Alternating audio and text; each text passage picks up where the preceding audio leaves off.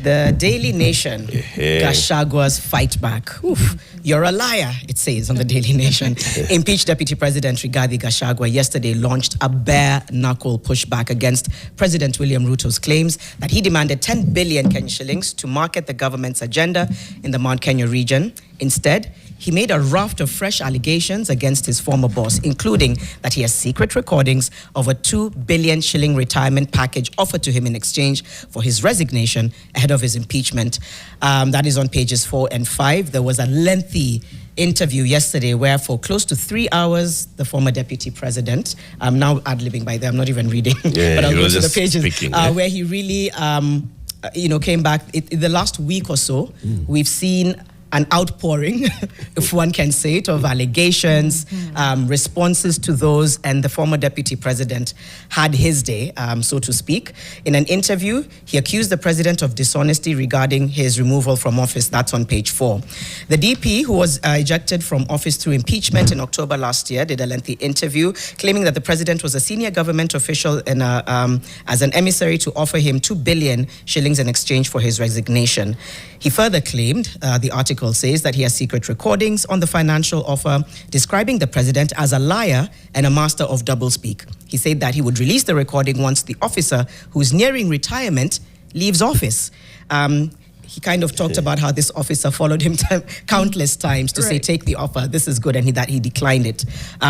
At a glance, claims by the former deputy president, again on page 4, that President William Ruto offered him 2 billion shillings to resign as deputy president, and that the offer was made through a senior government official. Number 2, the president chose him as a running mate in 2022 because of his people and resource mobilization skills, but is now creating a narrative that he is a blackmailer. And number 3, the president is involved in business ventures with the Kosovo leader and is also meddling in Sudan and the Democratic Republic of Congo, helping rebels launder proceeds of illegal gold businesses. Those are massive, heavy allegations. So he's saying that he was offered the money. Yes. It's not that he demanded the money. No. But 10 billion is 10 billion.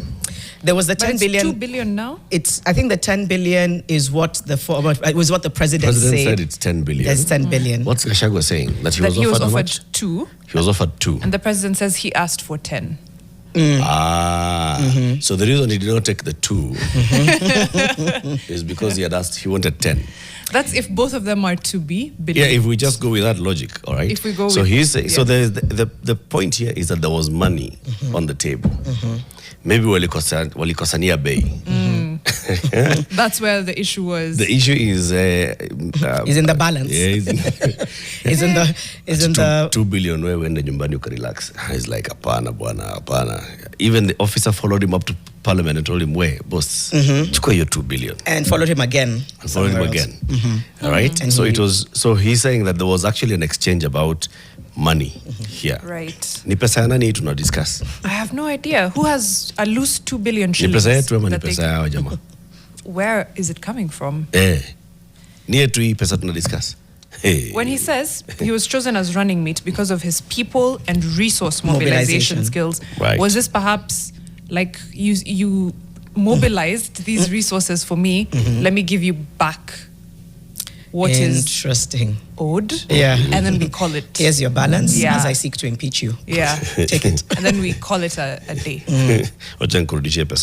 In short. Ulispend ngapi? Shika pesa yako enda nyumbani, my friend. So basically I was actually just thinking, the president started this. The president opened this box, right?